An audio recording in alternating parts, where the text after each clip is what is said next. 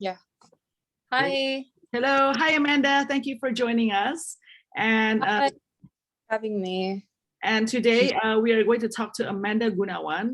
She's a famous architect and interior designer, yeah, at OWIU Design. Our feature is always to feature a lot of Indonesians who have moved overseas and have done successfully for themselves overseas. And Amanda is one of example of that. So we want to hear from Amanda about her journey, how she moved to America. That's where you are in LA, yeah? Yeah, I'm in LA right Yeah, now. how she moved to America, how she started her own company, what challenges she had to face throughout all of this. So thank you so much, Amanda, for the time. So let me just have the first question first. Where were you born and when did you move to LA? So I was born in Jakarta, and then I actually moved to Singapore when I was, I was 6 years old, and then I moved to Singapore. I lived in Singapore my whole life. I grew up there, and then I moved to LA 8 years ago. Oh, So I moved in 2012. wow. 2012. So it is quite recent then. So did you go to college in America or in Singapore? I did. I went to university in America. And did you study interior design, architect? No, I studied architecture. Like, I actually wouldn't consider myself an interior design at all. Interior designer. I mean, sometimes we do interior design work, but I would say, yeah, I'm mostly like focused on architecture. I see. And if anything, like, it's construction. Oh, okay. All right. So when you finished college in America, did you work for somebody else or did you right away form your company right now? Oh no, I did work for somebody else. So even like during summers when I was going to school, I would always intern at a firm. Okay. So in order for you to get licensed, actually, you need to collect like thousands of and so it's all part of like the licensing procedure where you need to actually get as much like time at an office as possible, practical time. And so when I left school, I also did work for a company called Morphosis. Okay. Yeah. And wait, sorry. So you work professionally first, and then when you form your company, OWIU Design. Am I correct pronouncing it correctly? OWIU Design? Yeah. We say OWIU or OWIU. Oh, okay. How long? So how old is the company now? I'm so glad you're like the first person to get it right. Okay. How old is this company now? How old? Yeah. We formed it in 2018, so it's very recent. Wow. Like it actually surprises me how recent it is, like when I talk about it. It's been a long journey, so it feels like it's been a million years, but it's only 3 years old. That's crazy. Yeah. That's Wow. that's even younger than my dog. You know, I scroll through your Instagram, of course, right? And I've seen the work that you guys have done, and I would have assumed that this company is at least 10 years old. You know, so I'm so surprised how young you are, and how short you've moved to America is only 8 years ago, and this company is only so short. I'm so mind blown right now. But can you share with us, Amanda? Like, first of all, why did you want to start your own company? And can you share also with us the challenges that you face when you start your company for the first time, as opposed to working professionally?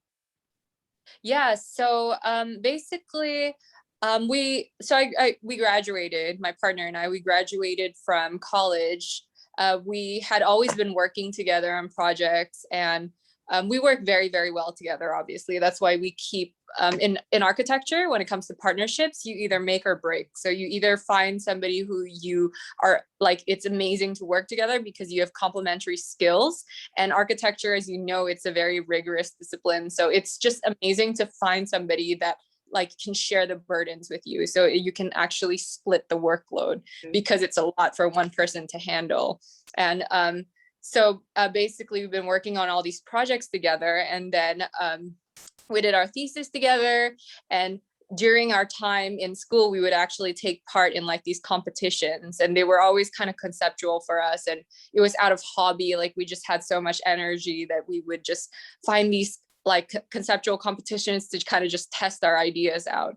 And so we graduated, we did our thesis, and then we worked for a company. We got accepted into our like dream company together.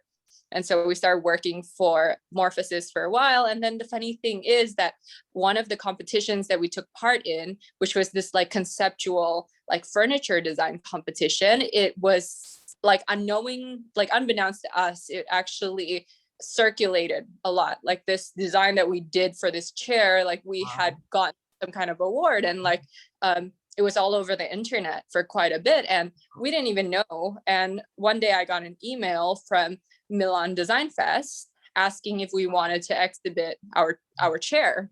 But the thing is, like that was a conceptual furniture competition, so we didn't build the chair, right? And so we told them, we were like, that was conceptual, like that was just an idea. And they're like, well, like you have a couple of months to take part in it if you want to, like if you were able to produce something to exhibit, well, like let us know. And so at that time we were working, and we were very happily working for this company, but then we also felt like, okay, this is a big opportunity. And we're at that time we were still young, we're still fresh, and we're just so like, we just have so much energy. It was just all late night after late nights, and we were like, okay, you know what, like this is now or never. Like let's do this, let's just test our ideas out, and like let's just try to do this, like try to make this work, like not have one foot in like the office and then have another foot in like trying to make this competition happen. So let's just do it. And the company that we were working for was also very, very supportive, and they were also like, yeah, go ahead, like, you know, like no hard feelings. And it was, yeah, like, and we did that was when we decided to go and do it. And that was in 2018. Wow. And what challenges did you face when you first started the company? Oh, so much because like first of all, in architecture school, we're not really taught anything. Like we spent 5 years in architecture school getting this education, this bachelor's degree. And it's a very specialized degree. So everything about it is to teach you how to like build a building, how to design and all of that. But none of it taught you how to manage projects. None of it taught you how to do the business side, the accounting side, the law side, all of these things. Like the legal side, everything, none of, like we were never taught any of that. So lucky for us, like we had the help of a lot of people. We had a lot of friends. We were surrounded by this network of people who were just so supportive, and like we could just always call somebody to ask for questions and stuff. And I think what really helped us too was that, because when we came here, we were on this, we decided to do this visa called the entrepreneur's visa. Okay. And so what that means is that it's a special visa, but it needs to go through an approval process. And it's a pretty strict process in which we had to come up with a business plan. And so like we had no business background whatsoever, but we had to now figure this out. So we had to come up with like hundreds of pages of documents just substantiating, like reading up on all these terms, you know, that we've just never heard of before, going to like a CPA and like, and they're like, yeah, you need to do projections for your company. And we had to even supply like a list of like potential clients who were going to work with us. And then, yeah, it was just like a headache, but it really, really helped us. Like it really was like, it gave us, it basically was like, if we didn't have that, then we wouldn't have done it right, like for once and for all the first time. You know, the architect world, as far as I know, it's a very male-dominated world, right? And is your partner a female or is it a male? No. It's a female, right? So you have. Oh no, he's a male. It's a male, okay. But you are you're a woman, and you're also a person of color. You're also an immigrant, right? So you have all these challenges faced against you. You know, it's like against you, right? How did you? Okay, can you share with us an experience that you faced? That because of your status, and you have that challenges that come up to you, and how did you overcome them? I think on a daily basis, like it happens to me. Like it's sad to say, but this is the truth. And like the building industry, building and construction is really still one of the most male dominated in industries here. And like, not only do we just do architecture, like I also do the construction side. Like I'm very hands-on, like I'm constantly at the construction site. I'm constantly going to like marble suppliers. I'm constantly going to like wood suppliers. I'm constantly like picking up these things and going to Home Depot and picking up stuff all the time. And it's just it's a very hands-on experience. And I'm always not just the only girl, but like I'm also the only like Asian woman there. It's just on everybody. And I think it takes like the thing is like you always have to prove yourself like so much more than a normal person, right? Like than just for example, like a white male. Like you can be just as good at that as them, but you always have to prove yourself like twice. You got to be like louder than them. You have to be twice more competent than them to have them recognize you. And like that's like the sad truth. Like when I walk into a construction site, like people don't respect me that way. They don't think that I know what I know. But with experience and after working with me for a while, because I start to work with the same people, then they've realized that, okay, yeah, she actually knows her stuff. And it kind of just, the word kind of just spreads like that. But isn't it kind of unfortunate and sad that you have to do all this extra thing for people to start to recognize you? Oh yeah, she's worth it. Okay, she can be in a club, right? You have your own company. How have you set up your company differently in terms of to be more inclusive, especially toward women or person of color? We are like a small firm. Sure. So we don't work, I mean, we're not like a huge team yet, but the crazy thing is we are quite like female dominated. Like one of my colleagues, for example, she is one of the most competent people I know, and she's also female, and she's like proven time and time again to be such an asset to us. And yeah, it's things like that. Like it's always like, it's not always, but it's always like picking mostly like majority to like people of color, like the people we work with, like for example, contractors that we work with, like he's also like a Hispanic young boy, like just starting out. He's our like in-house contractor. And like it's quite amazing, like dynamic of like these are people who like they used to be seen as like the weaker link, right? Like because I mean, he's like a Hispanic young boy, and he comes from very humble roots, but he has like amazing skills, and he has like so much drive, and together like we're doing a great job. I think like we are supporting each other, and we are supporting each other's like dreams. And yeah. During this recent climate in America, the political charge situation, right? Have you yourself faced any racism attack against you? I am lucky to say I haven't. Okay. That's good. That's good. Yeah. Because I also live in a bubble. Like I live in Los Angeles, and I actually have, but I'm not sure if that was racism. But yes, I actually have. Like I had this person like like he actually, like I was just driving, and then I was trying to turn left, so I like signaled to turn left, and then he was in a hurry, so he kept like honking me, and I was slowing down to turn left, which is a very normal thing to do. But I think he had like some kind of attitude problem, like rage issues, and so he just hit me. He just like straight my car, like out of anger. And so I came out of the car, and I was like, what was that about? And I was very calm. It's just like, what was that about? And he was just raging, right? He was just like, why did you have to slow down? Why did you have to do this? And then I was like, I'm turning left. I slowed down to turn left. There is like nothing unusual about that. And he was like, he was just losing it. And then he was like, yeah, it got like a little scary, where he would like, I was like, I need a picture of your ID. You hit my car.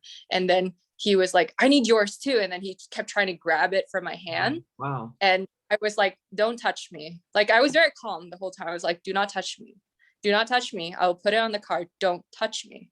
And then like he was just like raging. And then like I think after seeing me be that calm and assertive, he also like calmed down and he was like, okay, whatever. And then he like, You yeah. know, it's probably like the stereotype, right? Oh, Asian drivers can't drive, right? They always think like that, right? But like, yeah, but whatever it is, like, I mean, at the end of the day, I don't want to settle it like where we're like beating each other up. I'm just like, you did something wrong here, and like the insurance is going to settle this. Sure. So Sure. yeah. You know, Amanda, a lot of Indonesians obviously have moved overseas to America, and they tried, you know, their best to start something, right? And of course, a lot of them did not succeed, unfortunately, and you have. And so, can you share with us some insights as to why that is? Are there certain things that Indonesians who want to move overseas should be watchful for? Are there tips maybe that you can share about this? Hmm. How have they not been successful? Like, what would you say? Would How would you say they have not been successful? Well, I would say successful in a sense, if when it comes to professional, I would say that you have your own company and your company is thriving, right? It's doing well. You can even establish your own company, which is not easy at all. I mean, we know that there are a lot of immigrants who move to America and they have to do the you know the menial jobs such as being chefs or waitresses, Mhm. and then they're illegal as well, so they cannot stay there for too long, but they become illegal because they want to be in America, those kind of things, right? I mean, I have seen that a lot. Also, there's a lot of Yeah. college graduates who also want to stay in America, and yet after 1 or 2 years they try to work professionally, they just couldn't take it and just want to go back, right? Whatever reason it is. So I would say that's the question, kind of. I think like I can tell you the differences because I also work in Asia. I do have some projects in Asia too. So I'll tell you the differences between here and over there. And I say this in a very neutral tone, like I'm just bringing out the pros and cons. Sure. So over here, I would say, Oops, sorry. Yeah, there you go.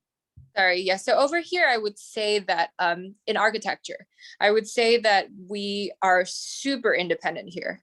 Like there's a lot of autonomy, there's a lot of freedom, but it's also it's quite tough. Like it's like I would imagine myself, like I would not in a million years be imagining myself doing the tasks that I do over here. Like sometimes just to save, because labor here is so expensive, just to save money, I would just go to Home Depot and pick up like a sanding machine, and I would just sand some of the things I need to get sanded on my own instead of hiring labor to do this, to do that, do this, to do that. And so it's super hands-on. You end up learning a lot if you actually, like for me, like I really love this process. Like, would I do it every single time? No. In the future, of course, like I would have to outsource this. But in the beginning, I love this process so much. I love doing all the most like menial tasks to be able to really master what I'm doing. Okay. In order so it's like mastering the systems. Like for like I had like for us, like when we were building one of our projects, we had to actually go down into the plumbing, like to look at it and to do it ourselves, because like together with like the plumber, like we were actually like under the bathtub, like using a wrench and stuff, doing these things, trying to understand it. In a million years, if I did a project in Asia, that I would never be the person doing that. Yeah. And so we have a project in Asia in which a couple of them actually, in which like we had to go back once for 2 weeks. But other than that, everything happened through WhatsApp. And there was somebody like doing every little thing for us. And so there's like a major difference in that sense, right? Over there, I think there is a struggle of like over here, you do everything yourself pretty much. And so maybe that is the part that kind of makes people give up a little bit. And also, this is not this is advice that I would say to anybody like who wants to start their own company. And like, it's not just somebody, like the difference between somebody from Indonesia, Singapore, and the difference from someone here. But like anybody who wants to start their own company, it's not as fun and easy as it sounds. Agree. Because it's actually like, and like my advice to them is always like, you really, really need to know what you want. And you need to you need to know that this is exactly what you want, and you can't picture yourself doing anything but this. Because if that's the case, and if your vision is that clear, then whatever hardship that will come your way, whatever failures, which I'm going to tell you, that's going to happen like 100 times a year, like you would not choose anything else. I see. You know what I mean? Like you would rather be doing this and failing than to be doing something else. Okay. So and that's, oh, okay, this is the right step. Like I chose this, and I'm gonna see through this. So I would say the takeaway from you would be, for anyone actually, right? To start your own company is about perseverance, about grit. Yeah, it's about truly Absolutely. It's a marathon, right? Yeah. Can I ask this? For you, do you think it's easier to start a company in America or in, let's say, Indonesia or Singapore? Oh, it's 100% easier for me to start a company in Indonesia or Singapore.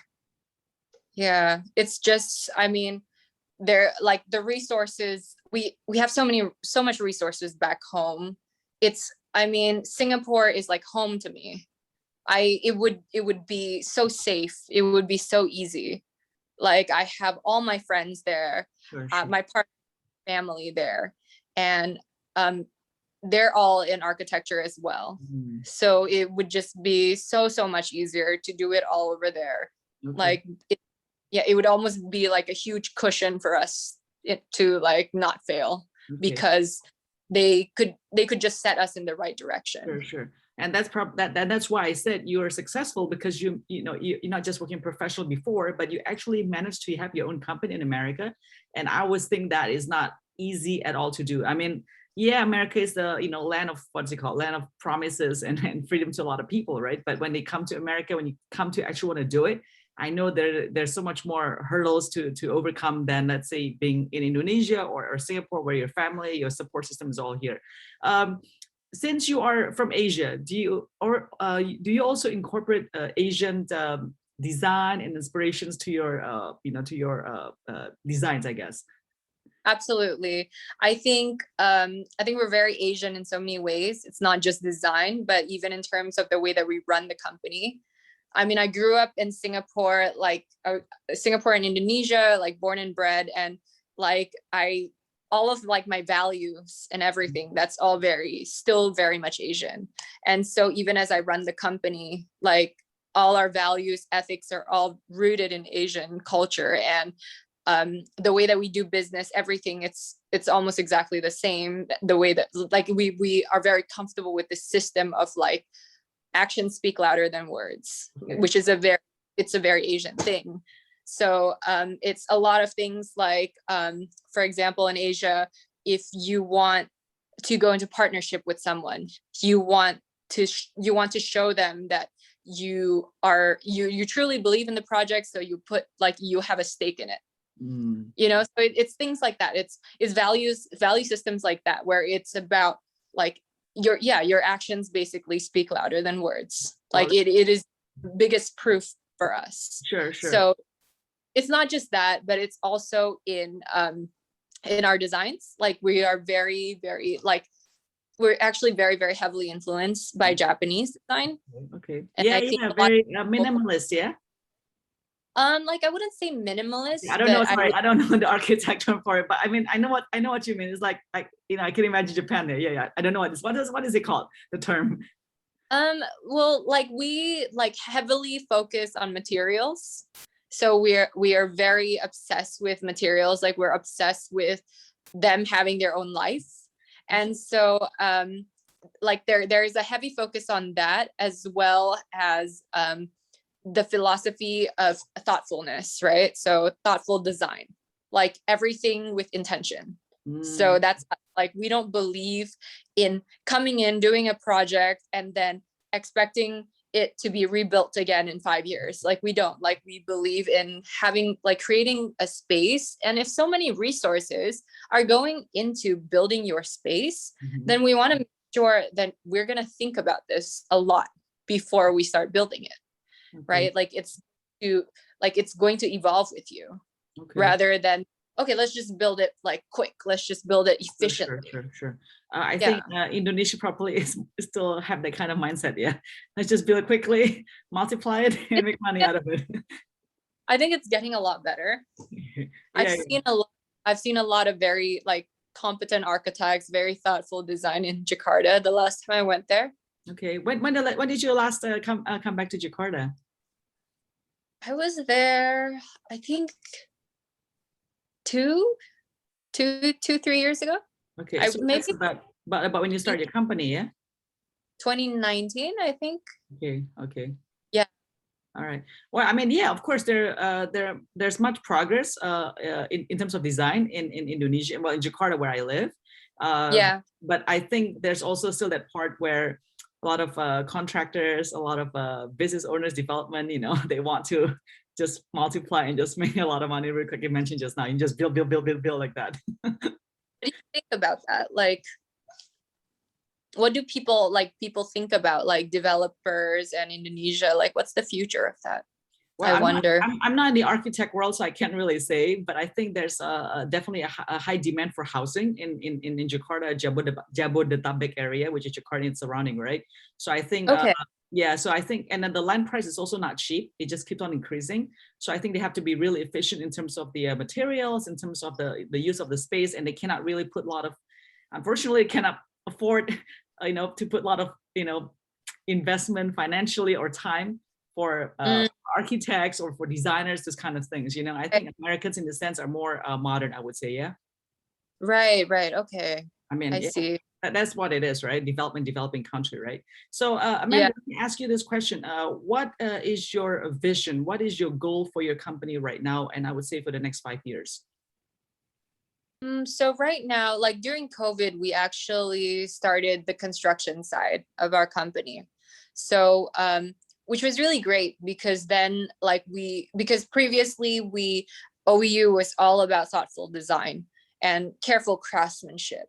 But in order for us to fully realize that, we realized that it's not enough for us to be sitting there and drawing everything out. It was also for us to actually micromanage our contractor, to train up like these people, right? To train up all our subcontractors to be with us, to to have them work for us permanently, so they know exactly the level of detail that we want things to be.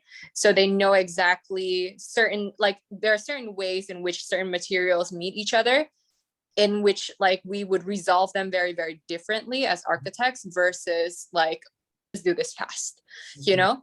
And these are the moments in a house that we feel are very, very special. Like to us, like seeing all these like these are called like design challenges, right? Like to us, design challenges are precisely what makes a house. Like that is when we can become very architectural. And so for us, establishing like this construction side, like training these people, it's like like basically having them upgrade their skills, Sure, like sure. us teach each other, them teaching us the technical parts, and us teaching them like challenging them, going, can we do it like this? Sitting down and coming up with just coming up with like a balance of like, okay, architecture meets construction. Like, how are we going to do this, and growing together as a team like that? And so in 5 years, like I would imagine that at like a higher level. And so that would mean like for us as architects, when travel starts to open up, like I'd like to go to various parts of like maybe Mexico or Japan to learn about craft, to learn about materials, to learn about like all these things, like for example, like stone, like concrete, like ways of fabrication, like how do we create things that are more special, more meaningful to a space versus just typical things that you see every day. So if you are based in LA, it does not mean that clients are only in LA, right? It means that actually you have No. clients all over the world, right? Yeah. So it mostly means that we mostly design and build here. Like it means our base is here, but then we also do design work like pretty much everywhere else. Okay.